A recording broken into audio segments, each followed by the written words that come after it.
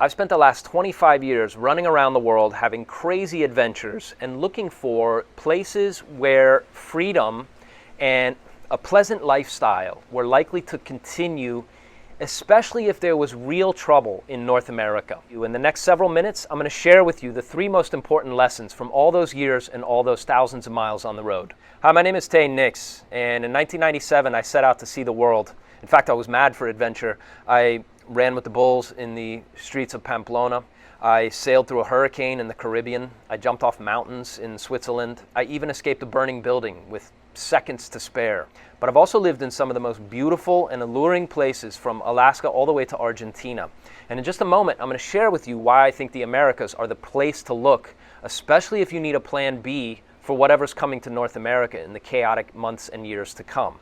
But before we dive in, if you enjoy this topic and you want to know more about how to protect your family and preserve your wealth through the coming chaos, subscribe to this channel, and you'll also get free downloads and other information that I come up with to help you further your own plan, so you can do this quickly. There isn't much time. Okay, so point number 1 is a big shift has taken place in the last quarter century, really since the fall of the Soviet Union, I would say. And most people are totally unaware of it. In fact, most people believe incorrectly that if you're going to have an international lifestyle, that you need millions and millions of dollars, and you have to have a huge net worth, and you probably should have a private jet, right? And other various things like this that cost a lot of money. I'm going to debunk that for you in this video. The only thing you really need in order to have an international lifestyle and to set yourself up where no single country, no single jurisdiction can really control you, the only thing you need is a simple mental shift. So let's talk about what that shift is. First of all, it is now possible and easier than ever for you to live in one country, have your assets in another country, have multiple residencies in different surrounding countries, and give yourself multiple different places that you can go where you're legally allowed to enter and live and enjoy the full rights of residence in that jurisdiction. This is variously called flag theory. This is international living as an international man or woman. And it's very important to understand why this matters right now. In fact, in the next video, I'm going to talk about why right now is the very best time for you to be taking action on this, and show you in these videos simple steps you can take to do it. But back to the topic of my top 3 lessons and what I learned in 25 years and many tens of thousands of miles on the road. The first lesson, and the most important thing to realize, is the idea of the nation state is coming to an end. It's not going away next week or next month, but the idea of national borders and national boundaries is breaking down, and it's breaking down on several levels.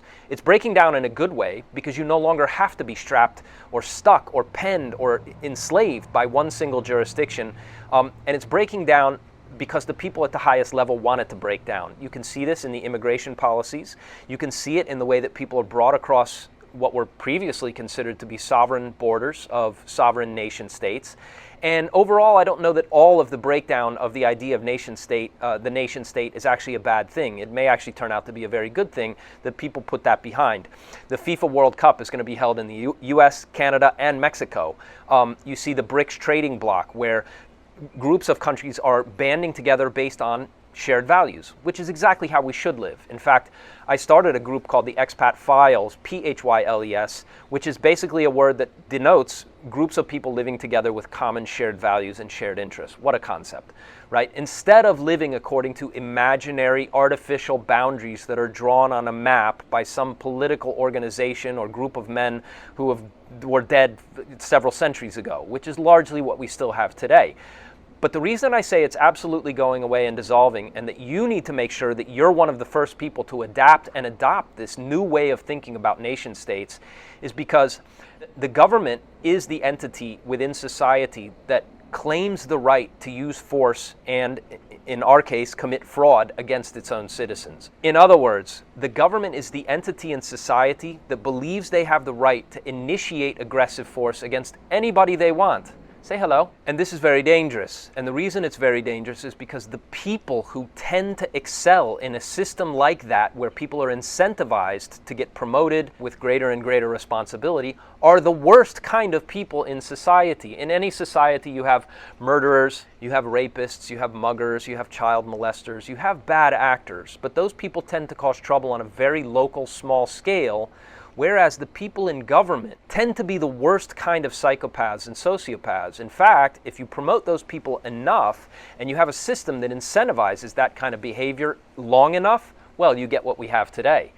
In the US and most of Western nations today, you have the absolute worst level of society running the institutions, trying to enforce an agenda that absolutely nobody is interested in. It's unfettered immigration, destruction of currencies, it's the provocation of other countries into potentially very destructive wars. I have news for you, in the modern era, we're not going to have any other kind of war than a very, very destructive one. And so the idea that you're supposed to be behind these people who just want to continue to promote war and provoke adversaries into armed conflict because, wait, are they doing the fighting? Oh no, that's right. You and I are supposed to go do the fighting, right? It's an absurd notion that you should follow these people. And so that's why I say the breakdown of the idea of the nation state is going to turn out long term to be a very good thing. Now, this is very different than saying you should turn your back on your culture, turn your back on your society, that you shouldn't honor your cultural values and your societal history and the history of your own culture's achievements. Everywhere I go in the world, I was just in Dubai not long ago, and I'm off to Mexico next. This is another example. It's very clear that if you're in a culture that really values its traditions, that values its own history, that has some sense of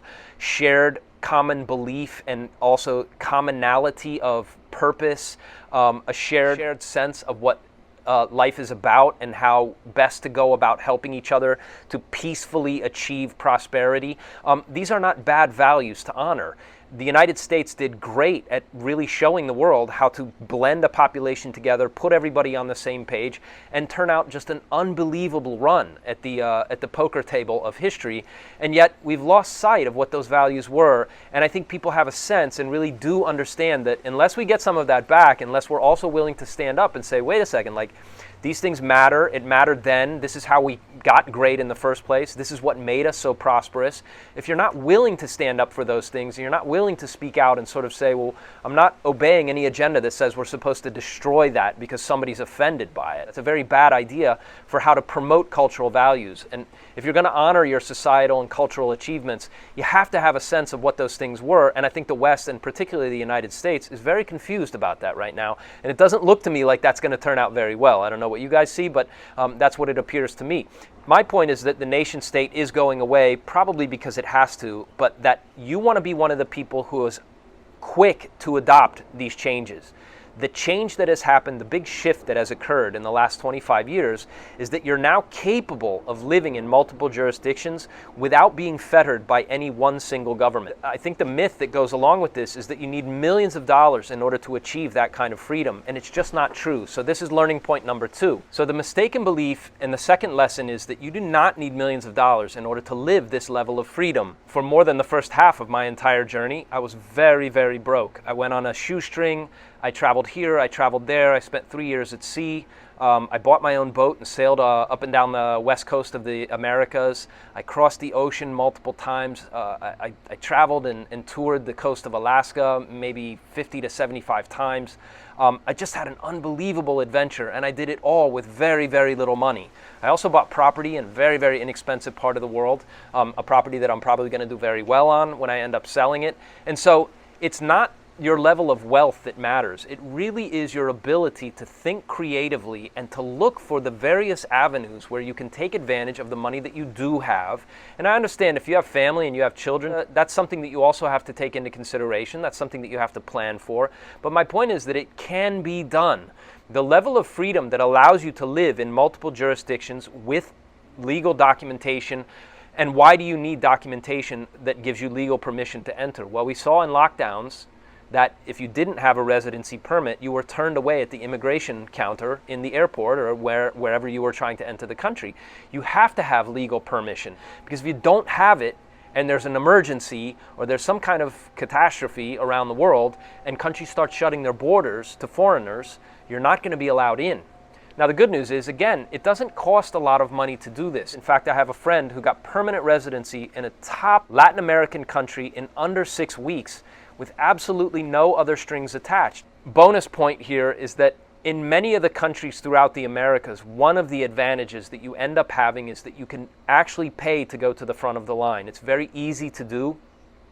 I mean, if you imagine, my wife is Philippine, and when she tried to get her U.S. papers done, it took almost 3.5 years for her to go from green card to actual passport, just because they kept delaying and kept saying that they're going to delay it, right? There's nothing you can do. In a country like the U.S., the bureaucracy is set up in such a way that you're not able to actually pay a small fee to go ahead to the front of the line. So you're not able to actually take advantage of whatever corruption exists to say, like, look, I'm willing to actually pay more to expedite the process. How can I do that? In a place like the U.S., if you want to get a passport, well, you're going to wait until they feel like giving you a passport. And in other parts of the world, in other countries, especially in Latin America, the corruption that exists in government is so beneficial to the individual. So there's a level of freedom that's available to most folks, and it doesn't cost you an arm and a leg. You don't need enormous piles of wealth in order to take advantage of this. This is the big shift that has taken place in the last 25 years that almost nobody is paying attention to, and yet that a small and growing percentage of people are finding out about because of videos like this. It's now possible for you to go from absolutely no experience at all to having legal paperwork to enter a potentially productive real estate, whether it's farmland, rental real estate units where you could stay if you needed to stay, if you and your family need a safe place to go in the event that there's trouble in North America, which is coming, which is likely to be very bad for some period of time in the rest of the 2020s, and also be able to rent out when you're not using it so that it turns into a money-making asset. Because some of these places are just now industrializing. You know, I went through Panama, for example, back in 1999, and boy, I wish I had money to invest back then, because if you had put even $100,000 into some part of Panama City right before it took off like a mushroom, the next 20 years were vertical growth. It's still growing. It's 6 to 8 to 10% a year. It's an acceleration of prosperity, the likes of which is no longer possible in North America. You're not going to buy a piece of property like I did on a lake in Central America for less than $2,000 and then watch that appreciate several thousand% across 20 years and have a beautiful place to live all along the way. That's just not going to happen at any place that we know of in North America. If it could happen, then you should please private message me or send me an email and let me know where that's possible in North America. I'd be happy to take you up on it. But my point is, you don't need a ton of money to take advantage of this. What you need is the mindset that says, I'm not tied to one national jurisdiction, and the most important thing to do now is to leverage one government against another government. The biggest risk you run right now is coming from your home government. They believe that you and your property belong to them. Your property is not your property is their property, right? Especially in the event of a national emergency, especially in the event of, I don't know, say a banking collapse or perhaps a war or financial catastrophe where they need to recapitalize the system. Where are they going for that money? I know where they're going. They're going to take it from the people who already have money in the system. If all of your wealth is in one political jurisdiction, you're open to the biggest risk of all, which is political risk from your home government. So it makes sense to look for places to park some of your wealth outside. I'll talk about that in another video. The third lesson that I want to share with you in this video is how to get started. Most people mistakenly believe that you need some kind of deep knowledge or you need to pay a provider many thousands of dollars to make something happen for you in order to jumpstart your journey to international diversification. I'm here to tell you that's not true, and in fact, it's the biggest thing that holds people back. You don't need to hire expensive guides. You don't need to pay a lawyer thousands of dollars or hundreds of dollars an hour in order to set you up with anything. You only need to do one thing. You need to find a place and go. And the best way to do it is either think of a place that you want to see, that you haven't seen, that you'd like to go visit, that you've always wanted to see, and book a ticket and go. Maybe you want to see southern Brazil, for example, or maybe you'd like to see Buenos Aires, or I don't know, a town in the mountains in the Andes, or maybe you'd like to see and you've always wanted to go to Caracas. Kidding. Maybe you've always wanted to see, I don't know, the Panama Canal, or you're interested in Costa Rica because you heard great things about it. Wherever you want to go, book a ticket and get on a plane and go see it. If you have to plan for your family, then book it as a family vacation and just go. Go for a few days, go for a week, do even touristy things to get a feel for the place, to see if it's not some place that you might like to drop anchor for a little while. The second way that I like to go about doing this, and I've done this dozens of times in my own life, where I literally looked one way and said, what would it be like if I went that direction? And then I looked this way and said, how do I feel about going this direction? And then made a decision based on whatever my inner self was telling me might be the right way to go. It's a fabulous way to travel. The Australians call it going on walkabout. You actually go and you start traveling without any idea where you're going to end up or where you're going to next. You just start moving. You actually get in a car and drive, or you jump on a plane and you just go to a major city, and then you look around and see where to go next. Are you okay? It's a fantastic way to see the world, and it's a great way to find out where you should be. When this happened to me over 20 years ago now, I ended up in a tiny pueblo in Central America. I met a medicine man. I studied medicine with him from 2000 to 2009. I went on to have a medical career and lectured inside big hospitals like Cleveland Clinic. Without ever going to medical school, I ended up being a really sought-after expert in a certain type of natural healing. And this is the kind of adventure that just happens over and over and over again if you're willing to embrace the idea that you don't need to be rooted to one place. It doesn't take a lot of money. It doesn't take that much courage. In the world today, it's not like you're going to be suffering. You get to a place, you can find an air-conditioned bus to take you up to a mountain village or to take you down to the coast. You can stay cheap on Airbnb or Home Exchange, my other favorite website for getting around the world. The only thing that's going to really limit you is your imagination on what is possible. Because right now the tools exist, and it doesn't cost that much money, and it doesn't take that much trouble to go find a great place for you to have a plan B. I just encourage everybody to do this because I do feel that time is short. Nobody needs to tell you that something big is coming in the world. Something big is going to hit North America. Something big is about to change. Something big is going to break.